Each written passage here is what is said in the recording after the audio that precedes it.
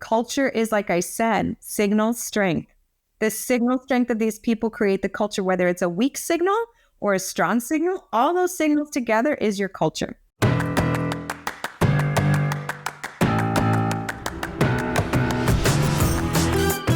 Welcome to the Marketing Expedition Podcast, an auditory journey through the latest in marketing, branding, and advertising.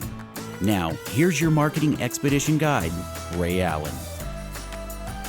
On this week's episode of the Marketing Expedition Podcast, I get to speak with Allyns Melendez, and she has 25 years of human resources and business management experience. She's got a master's in business administration from Temple University, Fox School of Business, a bachelor's degree in business and HR management from Kaplan University, is a certified analyst of 2 workplace behavior platforms, is certified in human resources studies from Cornell's ILR School, a certified leadership coach, and she's completed courses in leadership strategies from Harvard Business School and neuroscience for business at MIT. She's really smart. Anyway, you're in for a treat here. But with a passion for human capital and business strategy, she helps businesses understand the necessary tactics that will help develop, train, educate, and motivate their employees. Allyns currently serves as CEO at HR Transformed and COO at a national public relations firm and is a professor of continuing education for Temple University. And she is fluent in English and Spanish and is conversational in Polish. Allyns lives in Hudson Valley, New York with her husband and 3 children. And on her free time, as if she has free time, right? She enjoys cycling, Pilates, dance, cooking, and rock climbing with her kids. And we're going to talk all about the different challenges and things that are associated with people and behaviors and how to shift them in our leadership styles in the companies that we work with. And I promise we'll also talk a little bit more about marketing and how that all works together because she works with agencies. So really, this is a treat for us to have Allyns on the show. But first, it's time for the Marketing Essentials moment, the basics that you need to help you continue to build your brand and your bottom line. Okay, let's expand upon last episode's topic of when to be ready to hire an agency and what to look for in an agency. I think I have more to tell you, more to say, more things to follow up on, because it's a very valid topic of conversation to know when you're ready to hire an agency.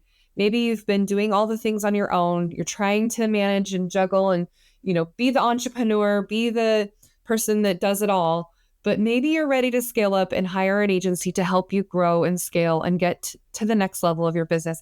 Maybe you just have a team of 2 people in your marketing department and you need to augment that with a team to help with various different areas of expertise, right? So some of the things to help prepare you when it's time for you to hire that agency, think about the different questions you can ask of that agency that you're looking to hire. Some things that they can give you that will indicate whether or not they're going to be a good fit, because it's just as important for us as agencies to make sure that the new client that's coming to us is going to be a good fit for us too. So kind of being able to understand and discover the fit of the agency, and whether you talk to several or you just fall in love with one, it doesn't matter. You can fall in love with Peppershock anytime. I'd be happy with that. But asking the right questions. What kind of industries has that agency worked with previously? Is it in alignment with something that maybe you do now? Maybe they've worked with maybe a competitor of yours in a different region before, or maybe they've worked with another company that's similar to yours that has similar target audiences that maybe they're not competitive, but maybe there's a strategic alliance there. But asking that question, what kind of industries have they served? What kind of examples of campaigns have they done before? Looking at their past work, looking at samples and examples of things that they've done before, and asking how do they measure the results of their campaign? Do they provide reports? Do they work with you on a regular basis? Do they do the marketing audits on a consistent basis so that we can always understand what to stop, start, keep, or tweak? What is it that they do to know that they're doing a good job for you and that you feel comfortable with an ongoing relationship with them? Because they are looking at KPIs. I always like to say kept promise indicators or key performance indicators, if you will. But are they helping you reach your goals? And will they help you reach your goals? And what are your goals? And those types of things. Do the employees at the agency have any kind of specialties that could really help elevate your area of focus and where you want to target your audience and messaging. And then, of course, asking them about how their pricing is structured. There's lots of different ways that agencies will structure pricing. Either it's a retainer, a monthly retainer, reoccurring retainer fee. Maybe it's based on performance. And sometimes we build in a little bit of both, because if we do reach the goals, then we want you to invest more in marketing. So then we're going to level it up every time. We're going to spend a little bit more. We're going to look at customer acquisition costs. And then the idea is to reduce the amount of money you're spending to acquire the new customer, but increase the lifetime value of that customer. If those goals are happening, then what can you do to then reinvest in your marketing in a way that's going to be beneficial and impactful?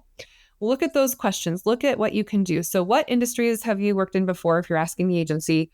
What examples do you have of your past work? How do you measure the results of your campaigns? Do your employees have any specialties or certificates or things that are of importance for what we want to accomplish? And how is your pricing structured? Then thinking about budgeting and how you're going to follow through with that, looking at how you can work together to make sure that you're on track on a regular, ongoing basis. Does the agency keep a scorecard with you? Are you willing to give up that information with your agency so that we all know that we're on the same page and that we're accomplishing things and your revenue is growing? Are you trusting them enough to be able to do that so that you feel comfortable with being able to do that? Those are really important things. And then reporting. What do they do? How do they report? How often do they report? What metrics and data does the agency look at on a regular basis? And how often do you want those reports from that agency? And then what kinds of things are they going to report on? Whether it's campaign revenue, number of conversions, maybe it's click-through rates, maybe it's the quality or quantity or, sentiment scoring, right? On a scale of 1 to 10, how likely would you be to utilize this product or service, and those types of things. And then ultimately, what's the return on investment that we're going to get by working and hiring this agency? And sometimes it takes a longer time to get that ROI, especially if we have to do initial injection to get things started. If it's a one-time cost on getting your website set up, or, just number of things that we're doing that are sort of cost anomalies that aren't your regular ongoing marketing maintenance, but thinking about what is that going to be? How are you going to build the brand? And then ultimately your bottom line. So those are some things to think about as you continue to go through the process of getting ready to hire your agency or your next agency. Maybe you have an agency and you're not happy with them. Ask yourself why. What is it about them that you're not liking?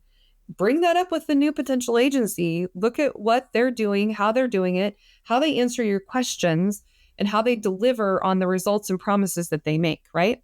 So thinking about those types of things can really help you understand what it takes to have an agency partner and a collaborative effort, if you will, to help you then grow your business. So with that, let's get into the interview and we'll talk some more again.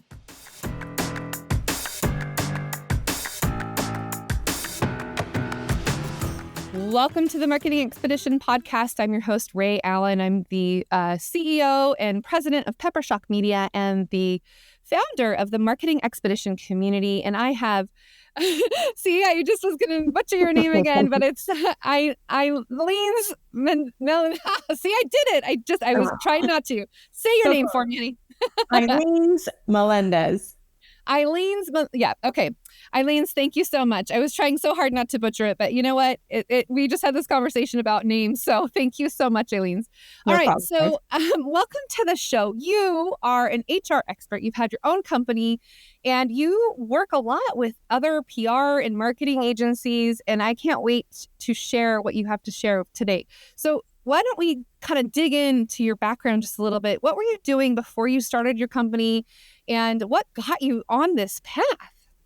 So before I started my company, I was at a PR firm, which I'm still working with. So I've been at this PR firm for 16 years, almost 16 years now.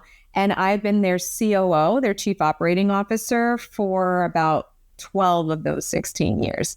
So what I was doing was basically running the firm, a $10+ million firm from start to finish. So I oversee HR, finance, IT, and operations. And so when I started my company, I really wanted to focus on HR and how the HR practices, the people operations, and how we interact with our employees impacts the growth of that organization, mostly the agencies that I work with.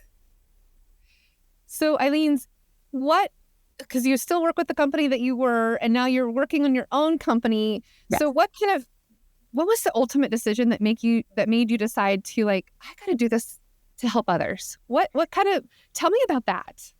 So that's exactly it. I have done some work on thinking about what is my massive transformative purpose? Why am I here? What really jacks me? And what do I want to spend my days doing? And HR is something that's been at the core of me since I can remember. I used to be in daycare. I mean, we're talking 3-4 years old. And I remember being empathetic and highlighting things that the teachers were saying and working with the students. And I was this little leader. I would read my sort of like performance metrics that they would send home with my mom. And it was, Allyns has got leadership capabilities. She helps the students with this. And all when I couldn't even speak English yet, because I had only spoke Spanish growing up, born and raised in the US, but only spoke Spanish. So I had this massive transformative purpose that I developed on helping people in the area of HR, like helping people in general, but in the area of HR. I feel like HR has become an expectation of just transactional interactions. Give me my benefits, give me my paycheck, help me with this issue. And it doesn't go deeper than that on teach me how to be who I'm supposed to be in this organization. And also what I learn here in this organization is going to translate into my personal life and change the way that I see relationships with my loved ones or with my family members or friends or family.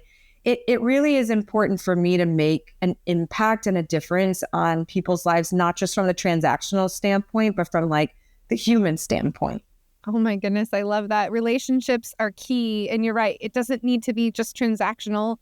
From a marketing perspective, I love to say that culture and branding really go together, right? Branding happens from the inside out, and then it can protrude outwardly.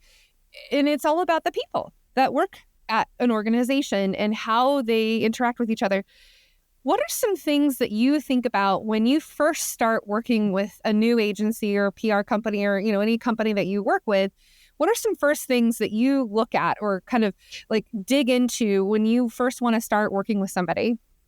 I start meeting the people. Yeah. That is the first thing that I want to do. And the reason why is because I want to find out where the signal strengths are coming from. And what I mean by signal strength, it's who is having the most impact on the staff, whether it be from their title, their position, or how long they've been with the company. But I'm also looking at whose voice is the loudest. And we're not talking like volume. We're talking what they're saying. Is that resonating with the staff? Are they following? Are they listening? Are they tracking? And so I identify, who is this person in the organization? How do they fit in? And what their signal strength is. And to me, that tells a big story about how the culture runs and whether or not they can scale based on who has the strongest signal strength. If the person with the strongest signal strength is someone who is upset with the company, and what do you think the culture is going to be like? They're now permeating their anger or their resentment towards the company to other people because their strength is so loud or has a farther reach. If the person with the strongest signal strength is extremely upbeat and positive and really happy and motivated, you're going to see the people around them be permeated with this same sort of motivation and happiness. So that is usually the first step that I take. And then we kind of get into all right, what kind of other HR help do you need? We need to set up onboarding or offboarding or, the day-to-day benefits, tracking, payroll.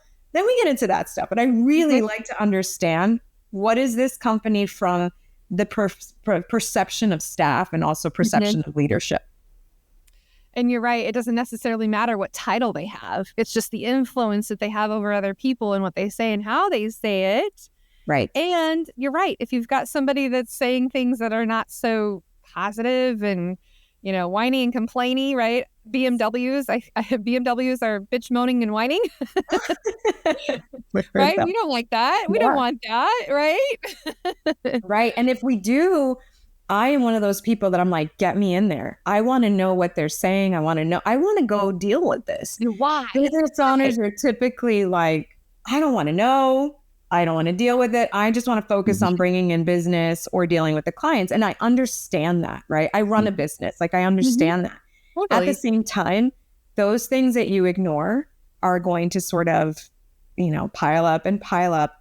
And before you know it, you're spending weeks on those issues rather than focusing on your business. So we've got to be very intentional in an organization to make sure that we are figuring out where the signal strength is and also, who's listening, how are they responding, and whether or not it's on a positive front or if it's on a negative front. We really need to figure out how to help the company move forward to meet the goals, right? Like, what are you in business for? To deal with people problems, or are you there to do something that you wanted to do, whether it's a marketing firm or a PR firm or whatever it is? You can't focus on that unless the people are there, right? That's that intellect that you need to be really tapped into your vision as a business owner. Yeah. Well, and I can relate to that so much because as a business owner, sometimes you just work and work so hard to develop people, and sometimes they're just not ever going to get there to where you want them to be. And then it becomes this cyclical pattern of just, okay, I need to, like you said, deal with it as opposed to like want to. And then the employee too is in that situation where it's like, I got to show up to work today. I don't want to be there. I'm just going to check the clock and wait till it gets to 5 o'clock and then I'm out, and they check out and they're not like engaging and developing and furthering their own skills, right? I've been through that. I've been doing this for 20 years and I get that. Like there are just some people that are not wired that way, right? And so kind of identifying that and almost to a transformational moment where you sort of help either the employee or the employer let go, right? Right. And it really does have to do with how clear are you from the start? So, I've been in many different types of companies over the past 27 years. Yeah. And I would say that agency by far is my favorite. It can be more difficult than how some of the other corporate organizations operate, the ones that I've worked with. I get 100%. Sorry to interrupt you, but because it's a bunch of creative people who want to be very creative and, forget the rest. Yeah. And when you're in an environment that is creative, there's a level of persuasion that's there, right? Like if you're in PR, you're persuading the media if it's earned media, or there's creative ideas that need to be presented to a client and people are getting creative in that process. So there's a lot of emotion around that, whether it be sense of urgency or how they show up or how passionate they feel or seem about an idea or something. So when there is a lack of communication from the standpoint of whether or not someone is performing, I think that's a big point of contention when it's time to make a decision to let somebody go. I'm a big fan of clear, concise conversations delivered in a way, like I mentioned, that allows someone's listening to stay open rather than shut them down. So for example, if I am a very communicative, lively, energetic, social being, I value relationship and conversation. And I might want to have a two-way conversation about my performance if there's any indication that I'm not performing. I'm going to ask questions. I'm going to look to see why am I not following this? Can we talk about this a little bit more? I'm going to want to engage in a conversation. If the other person who's talking to me is not a social person or a highly communicative person, they're more direct, to the point, maybe lack some detail, maybe wants to just be in the big picture, might say to me, you're not performing, you've got 30 days to fix it. And I'm like, well, what is it? Tell me a little bit more. Give me some examples. When did I meet it? Let me try to emulate those behaviors. They might shut down because that's not their communication style. So I encourage business owners to think about, how have I communicated in the past? Did it resonate with the person so that they're clearly in the know of what needed to shift that didn't shift? So that's one. Once you figure out I'm being clear, There's just documentation. It's very simple. Put it in an email. Hey, we had a conversation today about X, Y, and Z. We agreed to X, Y, and Z. Maybe it gets to that point where it's super serious and someone says, you've got 30 days to turn this around, or we're going to have a conversation about potentially like termination or you not continuing to work here. And I also want to highlight that many different agencies operate differently. They have a different sort of threshold of how many types of these conversations they're going to want to have. And some companies don't have them, one, to avoid them, but also create that shock factor when someone is finally terminated. So the cadence and sort of the way you should go about doing it is having clear conversations, documenting them, giving them a timeline, being clear about what these deliverables are, and finding that path forward. Because something so intangible, like I want to see a sense of urgency. What does that really mean?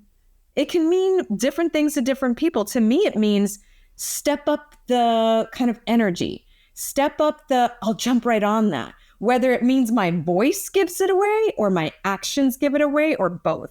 So we need to be very clear with people on what this performance expectation is, that so that before you get to that place of we need to handle this, they're going to get terminated, you've checked off these sort of boxes of I've been clear, I've documented, they know what they needed to do, and it's not a surprise. Like you have no idea how terrible it would feel for someone to feel like, I thought I was doing a great job and now you're letting me go. I have no idea what's happening here.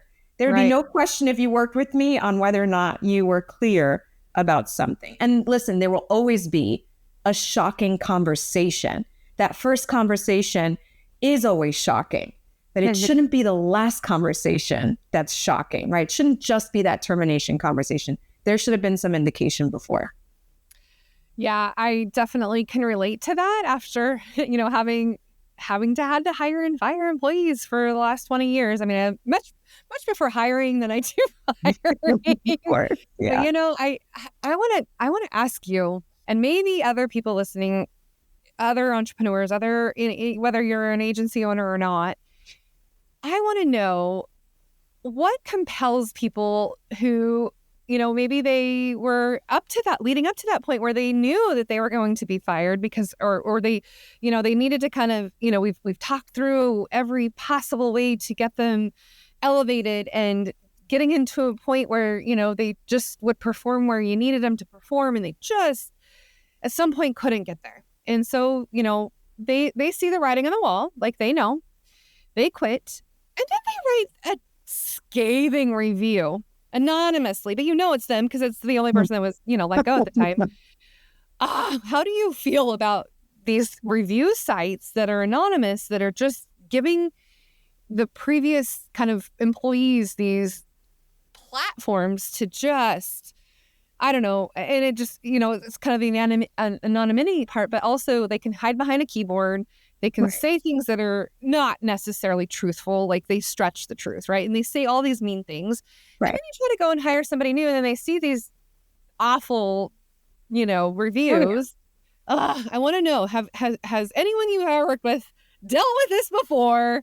And I'll just be honest, transparent 100%. Like, we've had to deal with that. And, I have lots of wonderful, positive, amazing reviews, but there's always those ones that are just like, what do you do? How do you like coach somebody on that, So there's several steps that you can take. I mean, you're not always going to eliminate someone's kind of bad review or their ability to create that bad review. It's like the restaurant, right? Like, was there really a fly in your soup? I mean, it looks like a really nice place. Do they have that many flies? You sort of have to think about it from the reader's perspective. This has an ounce of truth to this person, whether it's a little bit more elaborate than what really happened, or maybe just a flat out lie. The reader wouldn't know that. I do think that Glassdoor readers themselves know that there is an ounce of truth and a lot of ounces of non-truth sometimes, because people do leave very upset and angry and want to have a platform to do that. That they, didn't get to keep the job that they thought that they wanted. And now they're, lashing out in a not a very positive way. Right. And not every firm, not every agency fits that person either. Right. Like, and I like to use the word integration versus fit, but when they determine this company is not a good fit for me because of the way they've done X, Y, and Z, that's great. And so you kind of exit to do that. Some things that you can do before you get to the place of termination is allow people a platform internally where they can express themselves. So I like to do these anonymous virtual suggestion boxes in companies, and it allows the current employees to submit questions, comments, concerns, and I encourage the company to then publicly answer them within, not publicly like out in the universe, but publicly within the organization, answer it. So for example, if somebody asked a question of, hey, can we get more vacation time? Really want to have more time off because we work so hard. If the company's willing to add some more, then they would say, thanks for your suggestion. We took it into account and we are actually adding more, or we decided to go unlimited. Or if they ask for something and the company says no, at least there's communication. And that's the point. So allowing employees a platform before they leave to express concerns is really, really, from my point of view, very important. Again, that platform is there and the answers are shared where other people call you up and say, oh my gosh, that was something I was also thinking about. Let me give you my 2 cents. And I'm like, oh my gosh, this is such valuable information. As opposed to ignoring everything, not addressing what's going on in the staff, and then for it to get on Glassdoor. Like it does eliminate some of that. I can't say it does all of it. The other thing is absolutely doing an exit interview and finding out if there were any unresolved issues that the company doesn't know about. And here's an important point I want to make. Anyone who is in a management position has an obligation to take information that's shared by an employee and move it up the ladder or take it to the people who need to solve that issue. Notice to a manager is notice to the company. And so I urge companies to train their managers to understand what their obligations are in moving that information up that ladder. So for example, if an employee says, I suffer from a mental illness, we'll give it a label, maybe anxiety or something else. If they, and let's say that's in response to a conversation around their performance, it's really important for that manager to say, wow, this is a potential HR situation. Notice to me is notice to the company. I'm going to go take it to the HR person or to the owner, whoever else is in charge to help figure this out. And if they can't figure it out, then they might need to call an HR person. However, they need to be trained in recognizing that there is some sort of level of supervision, level of obligation to the organization to move information along so that someone isn't ignored and someone doesn't have these unresolved issues that will really compel someone to cry out from the mountaintops, I've been treated unfairly. So put these things in place and see what you get. I love the issues because I'm like, let's solve, let's figure it out. But it's really up to those business owners and that leadership members to follow through and solve and act on things that is communication heavy. People can understand it. And if they can't share more beyond what they can share, say that too. Like, this is all the information I can give. And I'll come back with more if I have it. But just, be vulnerable, be honest, and hold yourselves accountable as business owners. I know it's tough. I know it's time consuming. I know it doesn't make you happy. It does not move the needle for you, but it does move the needle because your people are going to be more invested. They're going to be more engaged. They're going to create better work and they're going to be happy. Right. Yeah. No, I can absolutely relate to that. And, sometimes you're right, though, not everybody is a good integrated fit. And you have to own up to that because you made the hiring decision, or maybe not, or maybe somebody else did. And then you were kind of embedded into that, or, kind of happened. But And now a message about one of our sponsors, Nadine West, which is awesome, affordable outfits that are delivered to your doorstep each month or however often you want it delivered. And each month features surprising new outfits that consist of items perfectly styled just for you. And you only keep what you love and then send the rest back free of charge. I absolutely love it. The things that they send me, I often keep more than not. And so for our listeners, if you sign up today using my link, you'll get $10 credit and free shipping on your first order. So go to peppershock.com/offers and sign up for Nadine West and get your $10 credit. I know you're going to love what Nadine West sends to you. I even get a personal message from her asking how everything's going. Anyway, so go to peppershock.com/offers and sign up for Nadine West. Let's also talk about retention, because I know this day and age, people are struggling with keeping long-term employees, or maybe they've got them for a little bit and then they just turn over and turn over and turn over. What are some maybe kind of thoughts on how do you keep your people retained and on an ongoing basis? Okay. I've got several thoughts here for you. I figured you would. So one is kind of doing some back-end homework. Look at your turnover. And if you don't do turnover reports, you probably, it's a good idea to kind of look at who's leaving the organization. Is there a trend in titles? Is there a trend in tenure? Is there a trend under a particular manager? Is there a trend in a department? See what that data is, because then you could use that as predictive analytics. So from the people who've left, you can learn things about the people that are currently there. So I've learned before, there's like a sweet spot of the number of years where someone would stay and then would show sort of exit activity, whether they were taking time off to interview or, they sort of felt disengaged in their work, et cetera. Some of the behaviors match. So I would say the sweet spot at the time that I did this, an example I'm thinking about was about 2.5 years with an organization. I would see a lot of exit activity with one particular title. So what I did was I targeted individual conversations with that group, that subset of people from the data that I had gathered from the turnover report. And I would ask them, what keeps you here? What gets you up in the morning? What's your favorite part of this job? If you could shift something or change something, what would it be? Where do you see yourself going here? And for the people that I knew were not happy at an organization, I would ask them, doesn't seem like you're happy. Here's why I'm saying that. Here's some of the things I've been looking at or I've been noticing. And then I'd say, am I on target here or am I completely off base? Give myself some wiggle room and then have these one-on-one conversations to find out, is what I'm doing on the right track? The other thing, so that's using predictive analytics in HR, to figure out like targeting certain kind of groups of people and just asking them these questions to see if there are potential for turnover. The other thing is doing an annual engagement survey. I mean, so simple, so easy. 3 questions. What do you like most about working here?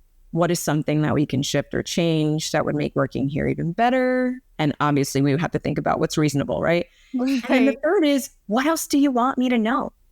So as a business owner or as a senior leadership member or as an HR department, those are the 3 most valuable questions that you can ask. And then compile the data. And listen, AI is so amazing now. You can kind of summarize data, figure out the trends. You don't have to sit there and pour over 45 pages of work, which is what we used to do.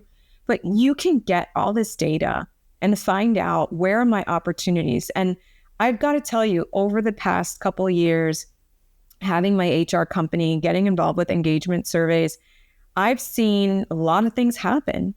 So once the engagement surveys are done, there is a communication plan that's put in place. How are you communicating the results to the staff? What are you committing to as a result of this? You can commit to continuing to do these top 5 things that everybody said you do amazing as a company, or even enhancing them. And then these top 5 things that aren't so great, what are you going to do about it? You could say, I can't give you 15 more mental health days a year. But what can you do? Because there's an ask in there. Don't just ignore it. There's an ask. So I think that if you tap into your team members, retention will be easier. And again, time consuming, doesn't move the needle in terms of client work or bringing in revenue, but it keeps your costs down from having to replace people and also fixes what could be broken in your culture. And I've seen companies do sort of a quarterly communication cadence. Here's what we discovered out of top 5, and then here are the next 5. And guess what? A couple of employees were shouted out as amazing leaders here, or even amazing coworkers. And then guess what? Next year when you do the engagement survey, much more data, because they know you're doing something about it. And they're going to want to be there for that journey.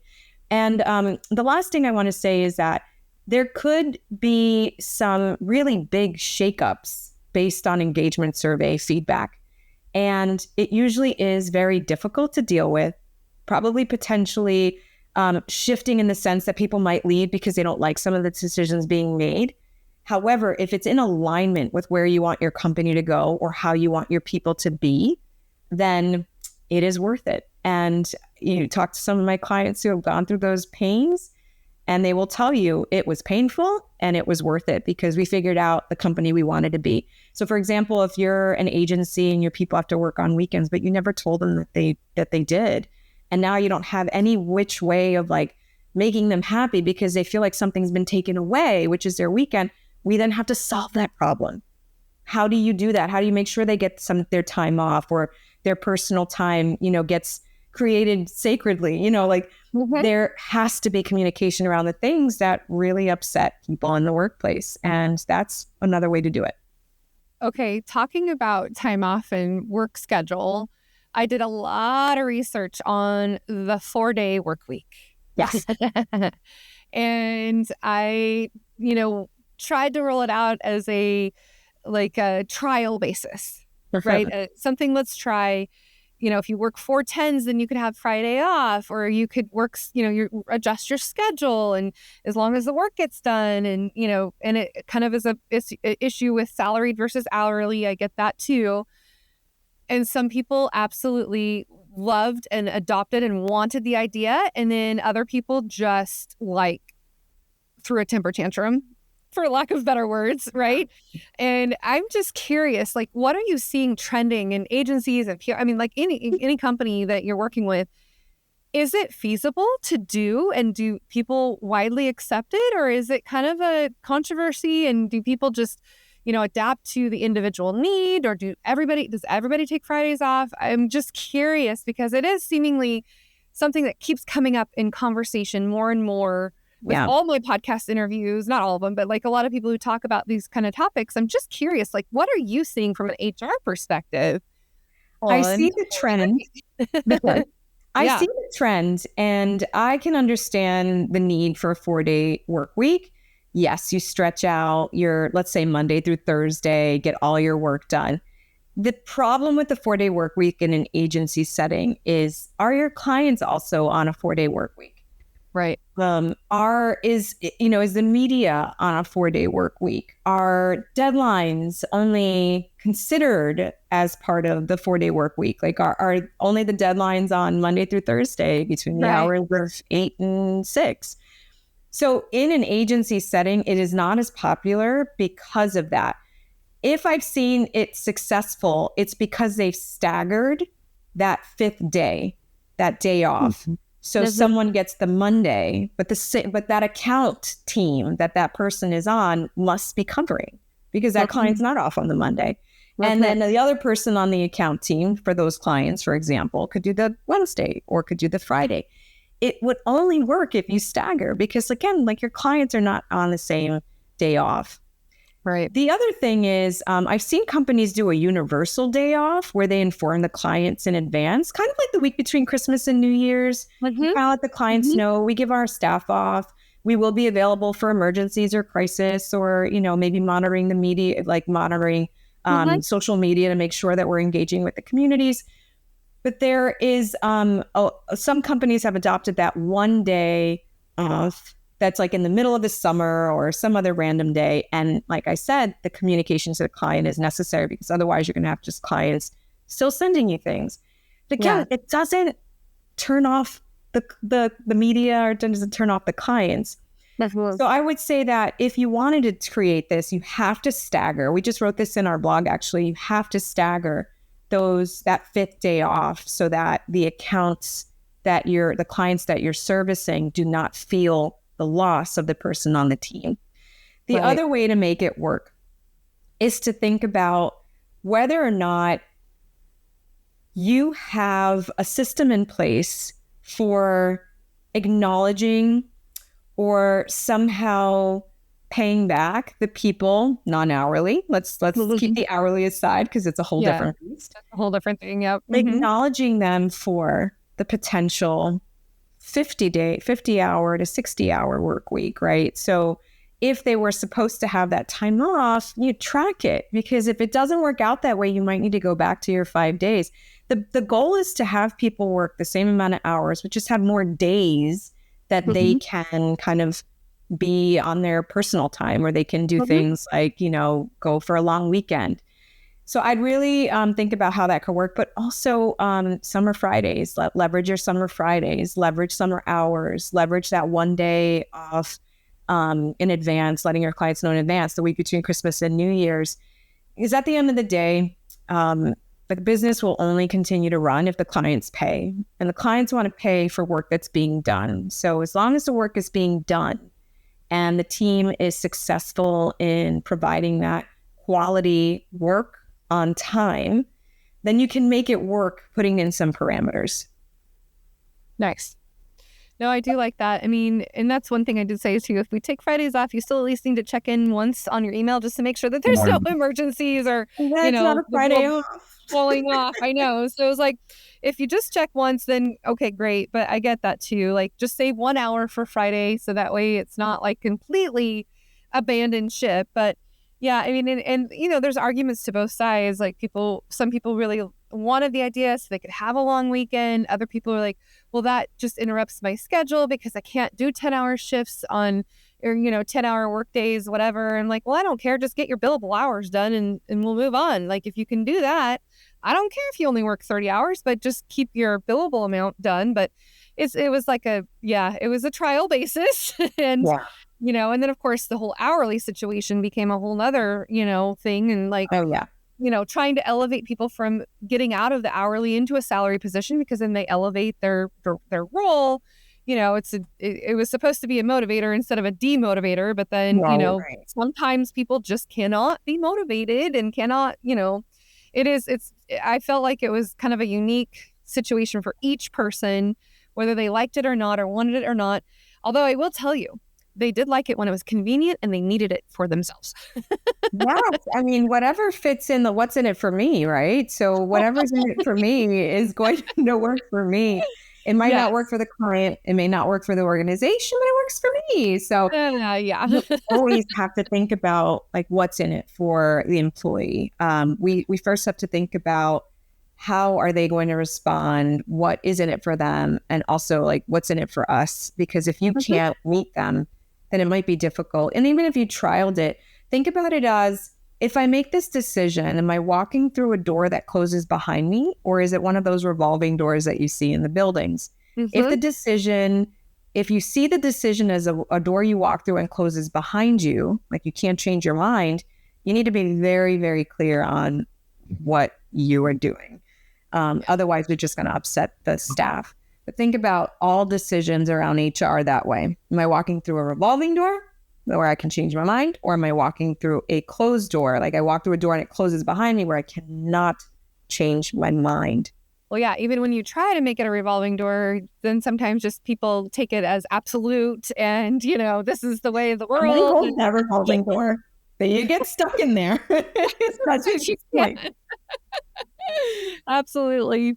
So, no, this has been really good. I mean, just for me, but I'm sure other listeners have similar issues. I mean, I know that my peer group, we talk about various different things all the time. And a lot of what we talk about is people, people, performance, and certainly profit, but mostly it's about people and processes and making, sure everyone's happy. And although, you learn quickly you can't make everybody happy, and what, one decision you make could impact others in a different way that you hadn't even thought about. I mean, it's definitely a journey that we all go through. And I imagine you've seen so many different changes, even from when you started your business, right? And now what's trending forward. I mean, what are some things that you're seeing that's going to move forward that you see people are starting to maybe adapt or change differently? I mean, I know we've all gone through so many changes through the pandemic and everything, but what do you see in the next, 6 months, a year, 2 years, 5 years, 10 years from now? I see a big trend of conversations that companies thought were private are being made public. So that's right. Yes, I saw that on social media. Like, I can't remember if it was TikTok or whatever it was, where somebody was getting fired and they like outed their boss and it became viral instantly. Yeah, I can't remember what it was, but you're right. You're right. So that happens all the time. And, whether it makes it to a viral situation or not, I always encourage business owners to identify whatever the conversation is that I'm having right now will be shared in some capacity, whether it's sort of restated through the lens of the employee or shared word for word on a platform. And again, there's privacy rules, whether or not you can be recorded in a state if you don't know, whatever. Those are all considerations. But I always say nothing is going to stop someone from restating what you said in their own way. So Totally. That's why it's important. And this has always been the case with me, and it's continuous to be a trend. Be clear, be concise, be upfront with your information, make sure you're making sense, and always restate via text, right? Like via an email, like, thanks for your conversation. Here's what we agreed on. This is what we're going to be doing going forward. I do see this more of a trend because it's viral now, that people are going to feel like they need to publicize the private performance conversations or terminations and things like that. And again, this has been happening for a long time. It's just now it's making it to sort of mainstream media and it's just a little bit more visible to people. So just be aware of that. Whether or not it can happen is not my place. I'm not a law expert on privacy laws, but I'm just saying, as business owners, as managers, as leaders, assume what you're going to say is going to be repeated, whether you can control it or not. That's right. Yeah, the storytelling that's going to occur could be definitely elaborated or... Oh, yeah. Yes, definitely. No, that's really good advice. Okay, so a couple more things and then we can kind of wrap up here. But I want to know, so you've been doing HR for a while and your favorite thing is people and branding and culture and those types of things. What's your favorite scenario that you've come across within the last 5 years that you just love to tell the story, and without naming names or anything, but what's something that you're super proud of that occurred that, you did in your line of work right now? I have gotten the feedback from someone in an organization that they had no idea what HR was until they left the organization I was in. And they said, like, you have absolutely changed the way HR has been done. And I didn't realize that until I went to other places, multiple other places. Yeah. And have never come across someone like you. And so for me personally, that was amazing. And so that's why I went on this journey, because there are so many other HR people that do get that feedback. They make a difference in people's lives and in the company's life itself. Right. I just want more people to get that feedback. It's such a thankless job sometimes. Right. And I'm jacked by it. And so maybe that energy does kind of come across in what I do. But to know that I make a difference in people's lives, whether it be, through the one-on-ones, through the coaching, through the development, but just overall, I'm proud to have heard that feedback, because it was a lot. It's a lot to get there. It doesn't take one action. It takes lots of intentional actions and conversations. So while there were many little mini sessions that got me that feedback, I think that one moment of hearing that was like, thank you. It's been worth it for the past almost 3 decades. Right. No, that's amazing. Okay. So last question, and then I'll, after that, have you kind of plug your stuff. But do you feel like we don't have enough of the next generation interested in getting into your field right now? I would say there are a lot of people interested in HR because it is people focused. And I actually see that there are people in other fields that touch HR and become more interested in HR.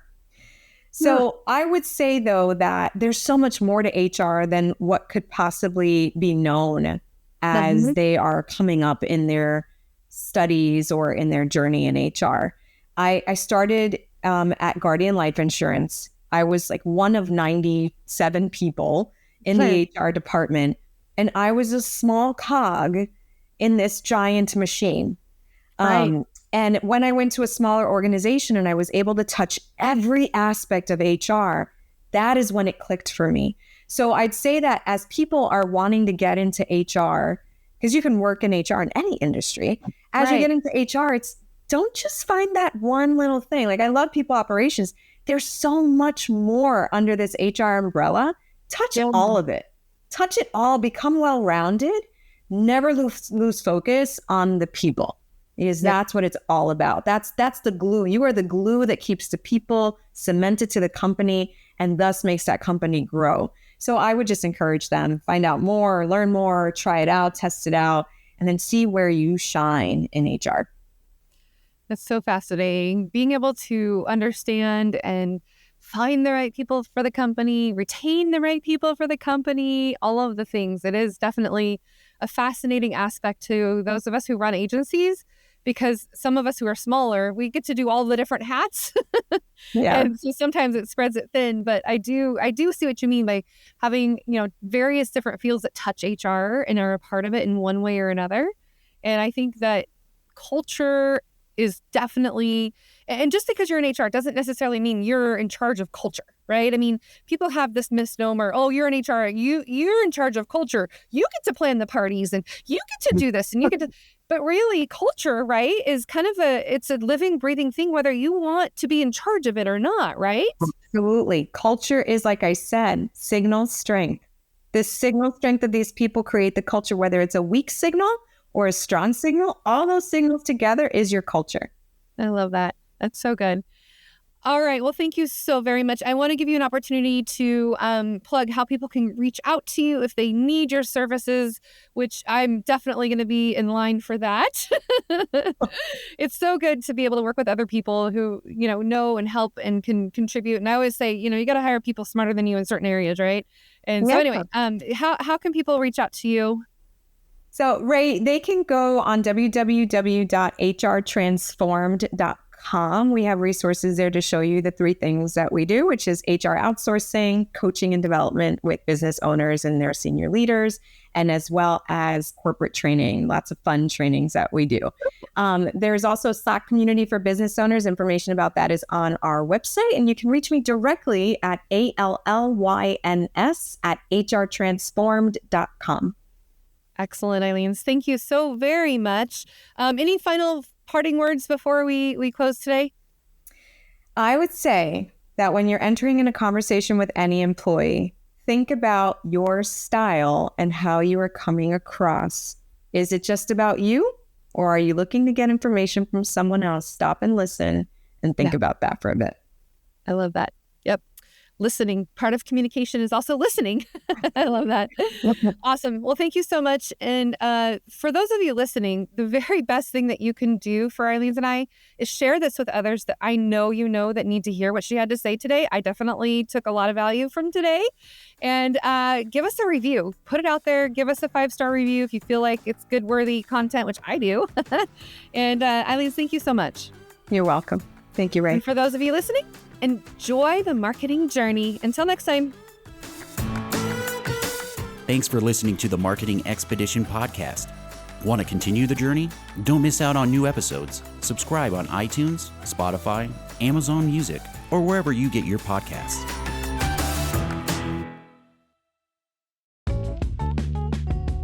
Wouldn't it be great if there was one place you can go to get all the latest information and tips about marketing and advertising? The Marketing Expedition community is that place. People like you gather in our online community to build relationships with others and find the latest marketing trends, tactics, tools, and technology. We help you build your brand and your bottom line. Start your adventure today. Visit themarketingexpedition.com to find out more.